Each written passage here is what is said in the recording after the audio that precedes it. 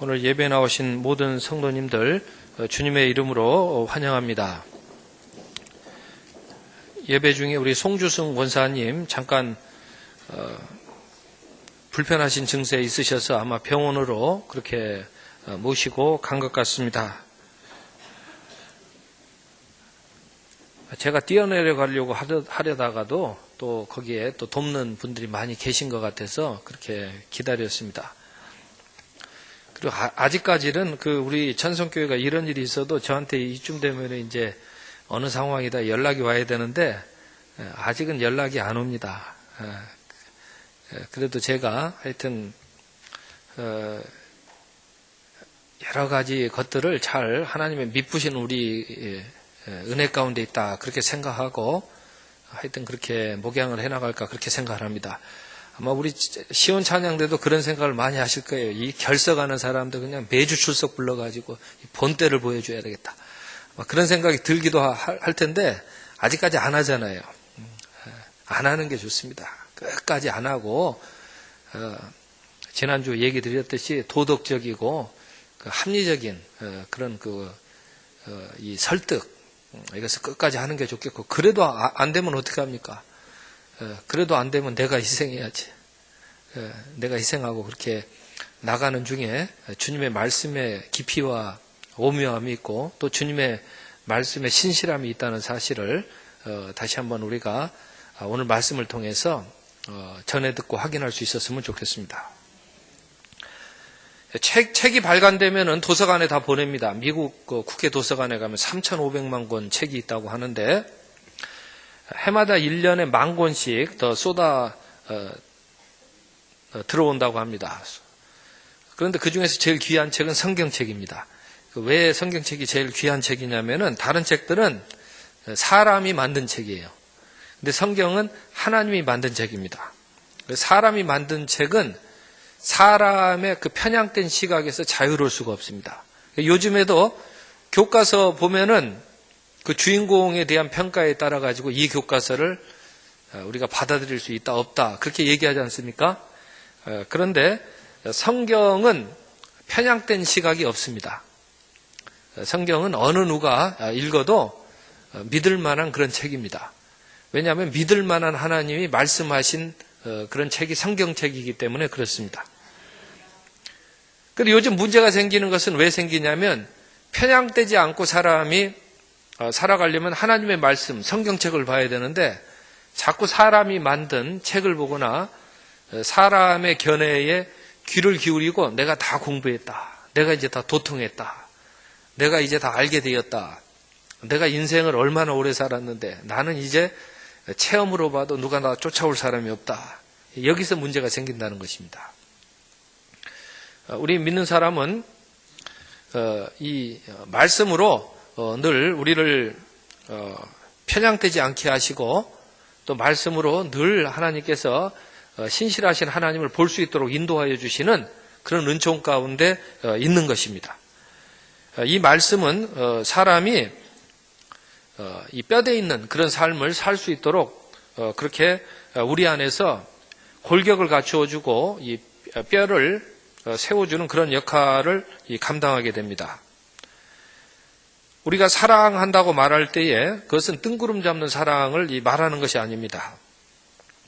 하나님의 이 말씀대로 이 사는 것을 가리켜서 사랑이라고 합니다. 하나님께서 어떻게 보여주시고 말씀하셨는가 그 말씀이 우리 안에 육신이 될 때에 그 사람이 사랑을 실천하는 것이 되는 것입니다. 그렇게 하나님 말씀을 듣지 않고 하나님 말씀이 내 뼈속에 들어오지 않는 사람이 사랑한다고 말하는 것은 죄송합니다마는 그것은 앞뒤가 맞지 않는 말이 되는 것입니다. 그래서 우리가 말씀 듣는 것이 참 중요합니다. 우리가 기도를 할 때에도 사랑으로 섬기는 기도를 할 수 있고 그렇지 않은 기도도 할 수 있습니다. 그 차이점은 뭐냐면 말씀을 듣고 그 말씀이 이 내 뼈대가 되어서 기도의 뼈대가 되는 그런 기도는 사랑으로 섬기는 기도가 되겠습니다. 오늘 또 우리 찬양대가 사랑으로 섬기는 그런 찬양을 드렸으리라고 저는 그렇게 믿습니다. 하나님의 말씀을 깊이 하게 될 때에는 어떻게 합니까? 뭘 세워나가긴 세워나가야 되는데 다른 인간의 경험이나 또 다른 생각을 골조로 해가지고 인생의 집을 세워나가게 되는데 문제가 생길 수밖에 없습니다. 종교개혁은 말씀의 개혁이었고 또 이 말씀대로 사랑하는 이 성도가 되고 교회가 되자고 하는데 초점이 놓여 있었습니다. 작년에 필리핀 구제품 도와주자고 할 때에도 성경책을 꼭 넣어서 보내주자고 했던 그런 제안이 있었습니다. 참 분주하고 시끄러운 시대입니다. 작년 11월에 하도 시위를 많이 하니까 80데시벨에서 기준을 75데시벨로 낮추었습니다. 시끄러운 것이 싫다, 그런 방향이 되겠습니다. 지금은 좀 이 평안하게 생각할 시간이 필요한 그런 시대인 것 같습니다. 거북이와 토끼가 내기를 했는데 거북이가 이겼습니다. 토끼가 열심히 뛰어나갔는데 이기지를 못했습니다. 아마 그 토끼는 내가 이기는 데에 관심을 가졌던 것 같습니다. 그러니 성급하고 무리하게 뛰어갔지만 이기지 못했습니다. 그러나 거북이는 늦게 가는 것 같은데 평안하게 갔던 것 같아요. 야, 나 이기나 지나 나는 별 상관 없다. 제가 혹시 너무 다르게 이해했으면은 나중에 이야기해 주십시오. 아마 평안하게 간 것 같아요. 나 이기는 거 지는 거 별로 관계없고 나 어차피 빨리 못 갈 바에는 좀 섬기면서 가자. 내가 좀 종으로 좀 사랑하면서 가자. 그렇게 갔던 것 같아요. 근데 누가 이겼습니까? 거북이가 이겼습니다. 거북이가 둔해서 이긴 게 아니라 거북이가 마음 평안하게 가지고 사랑하고 섬기고 가다 보니까 저는 이겼다고 그렇게 생각을 합니다.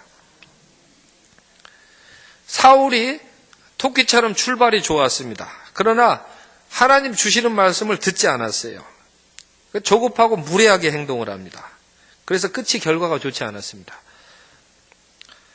요즘 우리가 역대기의 말씀을 읽고 있는데 솔로몬의 아들 르호보암이 어려서 클 때에 말씀을 잘 듣지 않고 컸습니다. 그때 솔로몬이 딴짓하고 딴 데 마음 팔던 그런 시대라 자기 자식 교육을 못했어요. 하나님 말씀을 듣게 못했습니다.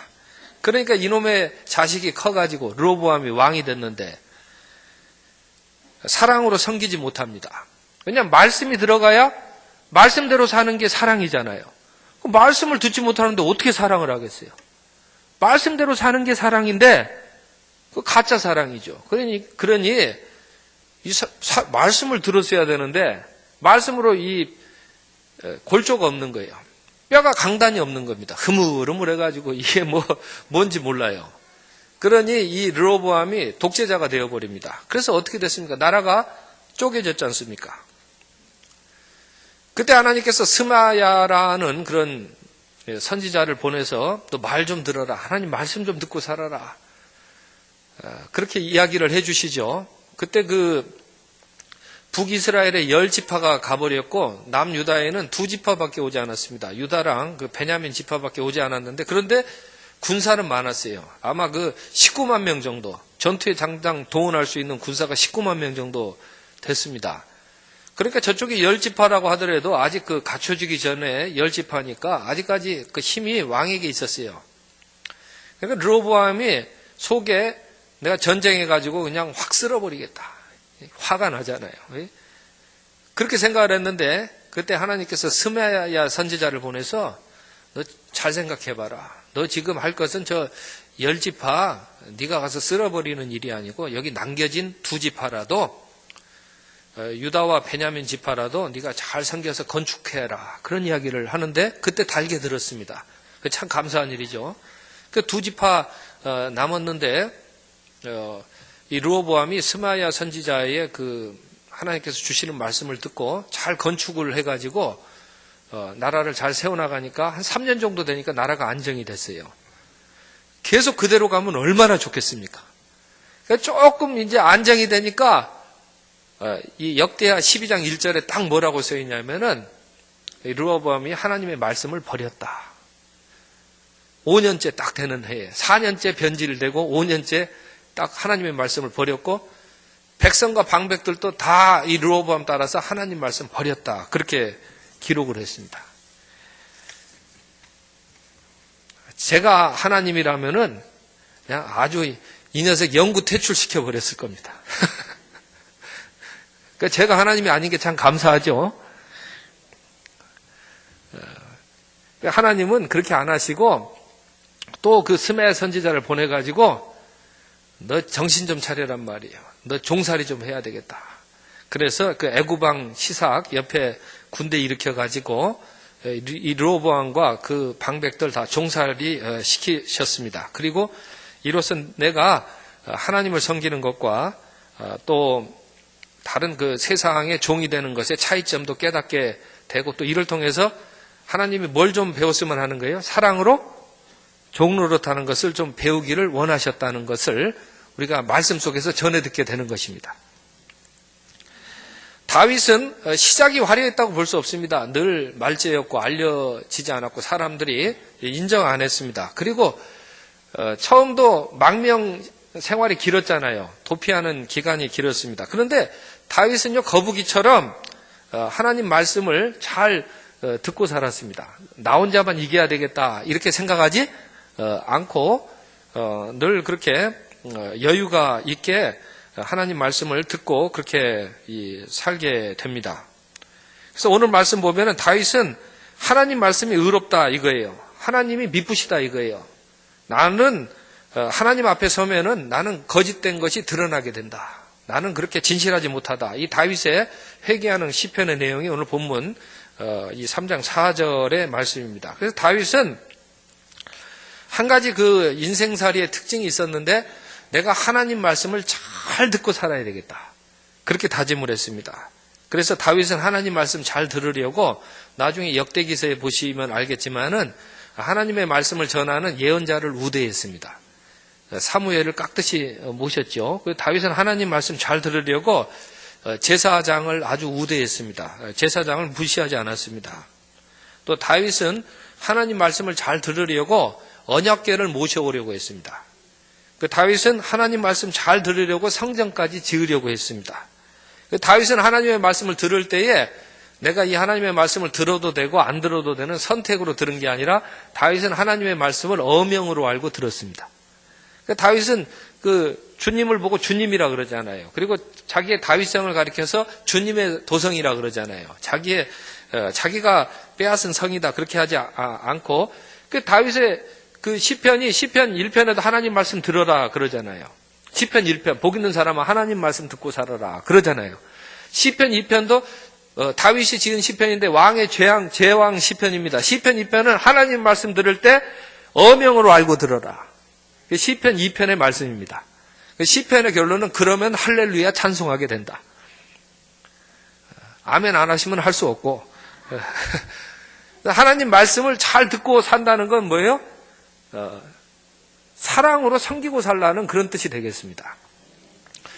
지금 힘들고 어려워서 유혹이 된단 말이에요.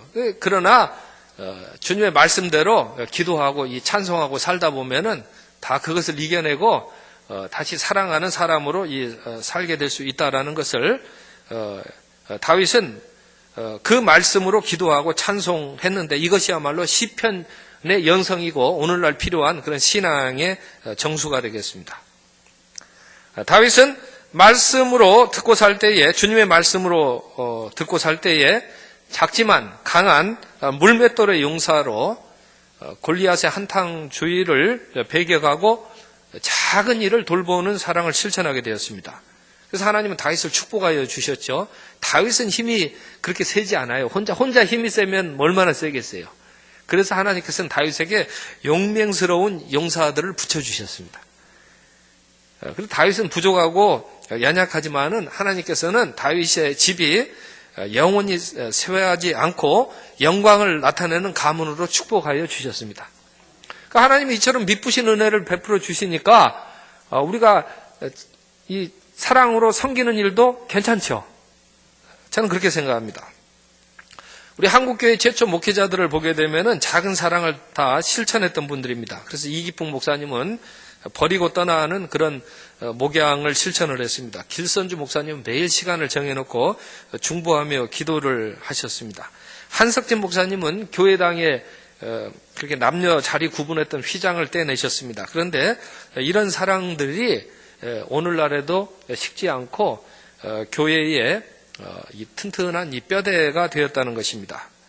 때문에 우리는 오직 그 성경으로 늘 그 하나님의 말씀이 미쁘신 하나님의 뜻대로 상황까지도 이 바꾸신다는 그런 그 성경의 말씀으로 살 필요가 있습니다.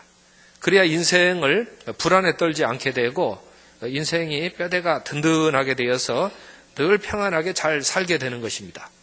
나이가 많이 드셨는데 성경을 그냥 통독하는 정도가 아니라 필사하시는 권사님이 성경을 벌써 4번째 필사하셨다 그래요.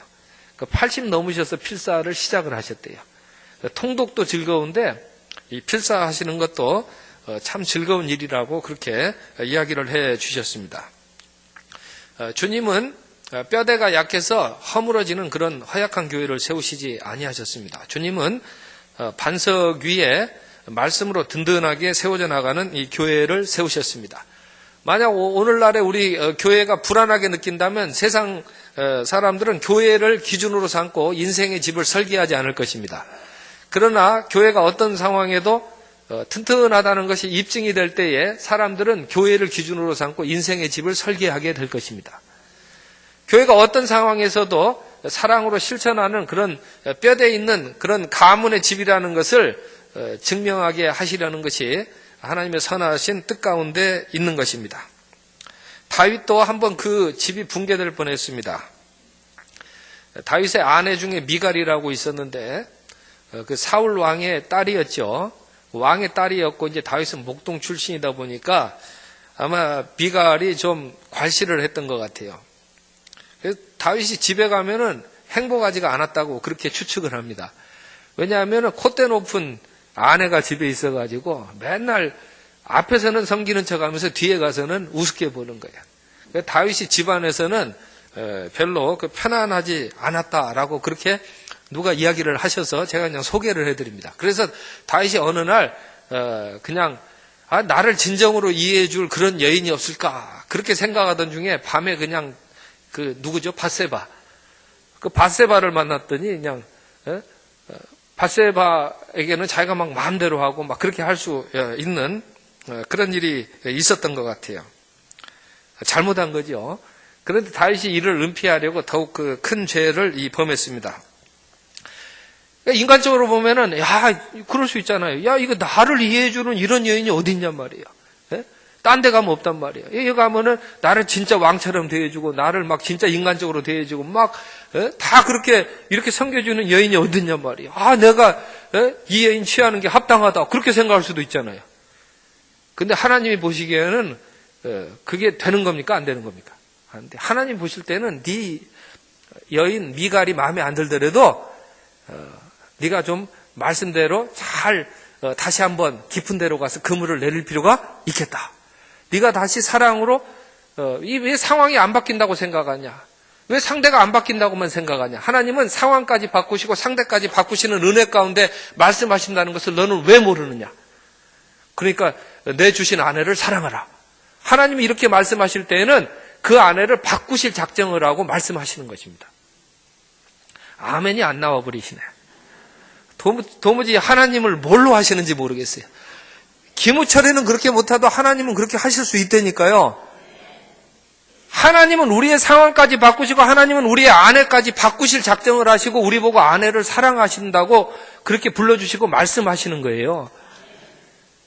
그런 것을 다윗이 거기에서 몰랐어요. 야 이게 그냥 가는 길이구나 생각을 했는데 하나님이 포기하지 않으시잖아요. 포기하지 아니하시고 나단 선지자를 통해서 말씀해 주셨습니다.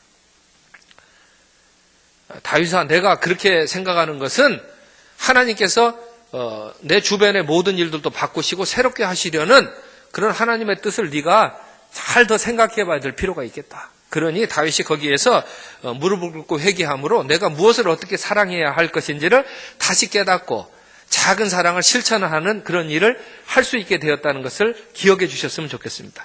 우리 성도는 하나님의 생명의 말씀으로 사는 것입니다. 이처럼 하늘로부터 오는 지혜의 말씀은 아둔한 인간이 진정한 사랑에 눈뜨게 하는 능력이 되는 것입니다. 그래서 이 시편 51편 4절에 다윗의 그 고백의 말씀이 이게 기도로도 드리고 이 찬송으로도 드리는 그 말씀인데 실상은 하나님의 생명의 말씀을 담고 있는 그런 귀한 말씀이라는 것입니다. 유대인들은 참 좋은 조건을 가졌습니다. 1절 말씀에 보면은 유대인들은 할례의 유익도 있었고 참 말씀도 맡았던 그런 유리한 조건에 있었습니다. 2절 말씀을 보게 되면. 그러나 말씀이 있으면 믿어야지요. 하나님께서 얼마나 미쁘신 하나님이시고 하나님께서 주신 말씀을 하나님은 반드시 이루어 나가신다는 그런 믿음을 가지고 말씀을 받아야 되는데 이 말씀을 유리한 조건에 있는데도 믿지 않았다는 것입니다.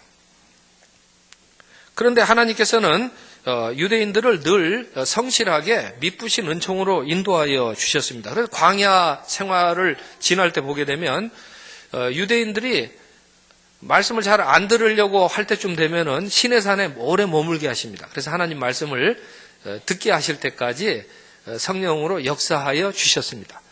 또 이 가나안 땅에 들어가기 전에 모압 평지에서는 또 하나님 말씀을 들을 때까지 잘 거기에 머물게 하여 주셨습니다. 저는 우리 시온 찬양대가 우리 천성교회에서 말씀을 제일 잘 듣는 그런 찬양대로 그렇게 불러주셨다고 그렇게 믿습니다. 또 다른 찬양대 가서 자랑하지 마시고 정말로 주님의 말씀을 잘 듣고 그 뜻은 사랑으로 섬기는 그런 증거가 나타내는 그런 뼈대 있는 그런 성도로 부르셨다는 거 꼭 우리가 기억해야 할 것입니다. 그런데 유대인들은 하나님을 제대로 보지 않고 이 하나님의 말씀을 잘 묵상하지 않고 받아들이지 않고 그렇게 살다 보니까 유대인 편향 증세를 나타내게 됩니다. 아까 말씀드렸듯이 사람이 하나님의 이 말씀을 들을 때에 편향된 시각에서 벗어날 수 있게 되고 하나님께서 아브라함에게도 말씀하실 때에 유대인들만 잘되게 하신다는 것이 아니고 아브라함이 모든 열방에 축복이 되게 하신다고 말씀하셨지, 우리의 조상 중에 조상에게 그렇게 말씀하셨지라는 사실을 어디서 확인하겠습니까? 성경 말씀을 볼 때에 확인하고 깨닫게 되는 것입니다. 또 유대인들은 하나님의 말씀을 잘 듣지 않다 보니까 자기네들만 축복받아야 된다는 편향된 시각에서 자유롭지 못했다는 사실도 우리가 경계로 삼을 수 있었으면 좋겠습니다. 요즘 보니까 요즘 주말 되니까요 놀러 갈 때가 너무나 많아요. 어제도 우리 동계 수련회 영유아부 했는데 교회로 온 그 가족보다 아마 얼음 바닥에서 물고기 잡으러 간 데가 많은 것 같아요. 근데 다음 주에 우리 천성의 가족들은 다 동계 수련회에 좀 열심히 나올 수 있었으면 좋겠습니다. 동계 수련회가 특별히 하나님의 말씀을 잘 듣는 그런 귀한 은총이 넘쳐날 수 있었으면 좋겠습니다. 왜냐하면은 하나님의 말씀을 들을 때에 왜곡되고 편향된 시각이 바로 잡히게 되는 것입니다. 그렇지 않으면 사람이 자기 자신만을 생각하는 이런 자기만을 위하는 그런 인생에서 벗어나지 못하게 되는 것입니다. 가나안 땅 정탐꾼들이 이제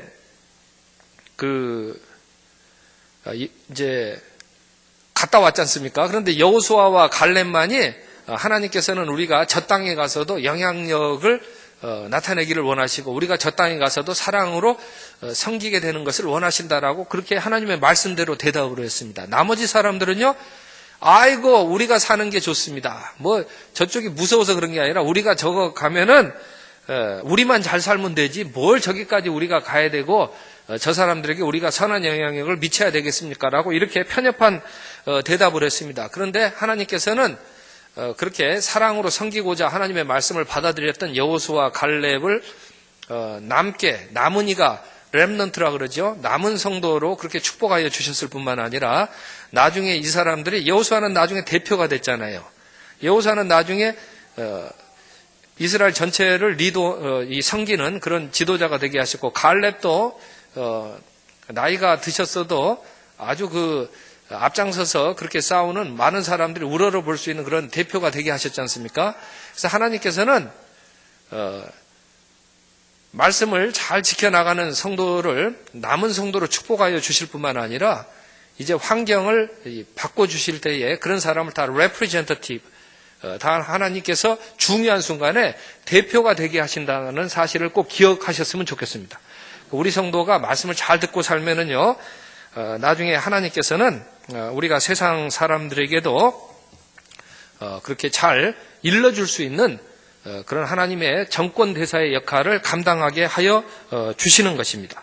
성경에 보면은 하나님의 말씀으로 남은 자가 되지 않고 하나님의 대표가 된 사람이 하나도 없습니다. 또 하나님의 말씀으로 그때에는 인정받지 못하는 것 같고 그때는 소수인 것 같고 그때 상황에서는 손가락질 당하는 거 보이는 사람일지라도 하나님의 말씀을 깨닫고 하나님의 말씀으로 살고 그 자리에서 작은 사랑을 끝까지 실천했던 사람은 하나님은 한 번도 잊으신 적이 없습니다. 그리고 하나님은 그 사람을 칭찬하여 주시고 대표로 세우셨다는 것을 보면 하나님은 미쁘신 하나님이 분명합니다. 유대인들도 보게 되면은 하나님께서 끝까지 남겨주시잖아요. 그러니까 포로 잡혀서 잘못한 사람까지 찾아가셔서 말씀해 주시잖아요. 그리고 유대인들이 지금도 유대 그 예루살렘을 반쪽이라도 취할 수 있도록 그렇게 인도해 주셨다는 사실을 보면서 유대인들의 상당수조차도 하나님은 이 신실하신 하나님이시다라고 그렇게 인정을 하고 있는 추세입니다. 신구약 중간기에 보게 되면은 하나님이 신실하신가에 대한 많은 의심이 있었습니다. 그때에 헬라 문화가 급속히 유입이 되기 시작합니다. 그때 헬라의 적장이 쳐들어왔는데 그 적장의 목을 취한 여인이 유디시라는 여인입니다. 그래서 신구약 중간기에 보면 유디시라는 여인이 나오는데 이 유디시라는 여인이 헬라 적장의 목을 취한 그런 것은 정신을 차렸기 때문에 그렇습니다. 왜냐하면 적장은 와가지고 포도주를 마시고 술 취해버렸습니다. 술 취해서 밤에 잠들었습니다. 유딧은 정신 차렸습니다. 술 안 마셨습니다. 그리고 그 적장이 잠든 틈을 타서 목을 취했습니다. 그 유디서의 내용인데 세상 문화, 헬라 문화가 그렇게 엄습해 온다고 할지라도 하나님의 백성들은 하나님의 말씀으로 정신 차리고 사는 것이라는 교훈이 담겨있는 중간서의 말씀입니다. 사랑하는 성도 여러분, 우리가 정신 차리고 하나님의 말씀으로 그렇게 살 수 있었으면 좋겠습니다. 요즘 제일 인기 있는 말씀이 무엇입니까? 남은 자가 승리하는 것이다. 좀 말 들으면 좀 성경 말씀은 아닌 것 같아요. 그래도 의미가 통하는 부분이 있는 것 같아요. 하나님께서는 예수님이 끝까지 남은 자가 되게 하여 주셨습니다. 다른 사람들은 중간에 다 타협하고 하나님 말씀 안 듣고 방황하고 나갔지만 예수님은 끝까지 하나님 말씀을 듣고 순종하셨습니다. 그래서 하나님께서는 예수님은 온 인류와 세상의 대표로 세워주셨습니다. 온 인류와 세상이 구원받는 대표로 세워주셨다는 사실 꼭 우리가 기억할 수 있었으면 좋겠습니다. 그래서 예수님의 제자들은요, 남은 자가 되기를 두려워하지 않는 것입니다. 왜 그러냐면 하나님께서 말씀하실 때 예수님 믿는 사람들은 하나님이 상황까지 모든 군중까지 다 성령의 바람으로 바꾸어 주실 것을 믿고 하나님의 말씀을 따르고 자기 자리에서 주어진 사랑을 실천하는 사람이 바로 예수님 믿는 사람들이기 때문에 그렇습니다. 그리고 하나님께서는 때가 이럴 때 그런 하나님의 사람들을 반드시 대표로 세워주시는 것입니다. 그래서 그 베드로도 보게 되면은 깊은 데로 내려가라. 그럴 때 인생살이에 그런 그 문제, 중요한 문제지 않습니까? 생계에 관한 부분이잖아요. 나 밤새 갔는데 내가 또 당신 말 들어야 됩니까? 그래도 들어라. 그때 베드로가 가서 그 말씀 듣고 금을 내려가지고 똑같은 자리에 똑같은 일을 반복을 했는데 다른 일이 일어났잖아요. 축복을 받았어요. 막 물고기가 셀 수 없이 그렇게 잡혀왔습니다. 그러니까 베드로가 그때 어떻게 해요? 무릎 꿇고 부들부들 떨면서 자기 뭐라 그래요? 죄인이라 그래요. 왜 죄인이라 그랬겠어요? 자기가 뭐 한 가지를 빼뜨렸어요. 하나님께서 환경과 조건을 바꾸실 것이라는 걸 믿지 않았던 거예요. 그걸 믿는 사람은 오늘 또 주님의 말씀을 듣는 것입니다. 제가 전하는 주님의 말씀이 좀 잘 전달될 수 있었으면 좋겠습니다. 베드로가 그 감각을 가졌을 때 끝까지 남는 성도가 되었습니다. 군중이나 이런 조건에 나중에 그거 따지지 않았습니다. 그리고 하나님께서는 대표로 분명히 세워주셨다는 거 알고 계시지 않습니까? 기도하겠습니다. 사랑의 아버지 하나님, 주님의 말씀으로 살게 하여 주옵소서. 사랑으로 섬기는 성도를 주님께서는 미쁘신 은혜로 인도하여 주시는 것을 믿고 살게 하여 주옵소서. 예수님의 이름으로 기도합니다. 아멘.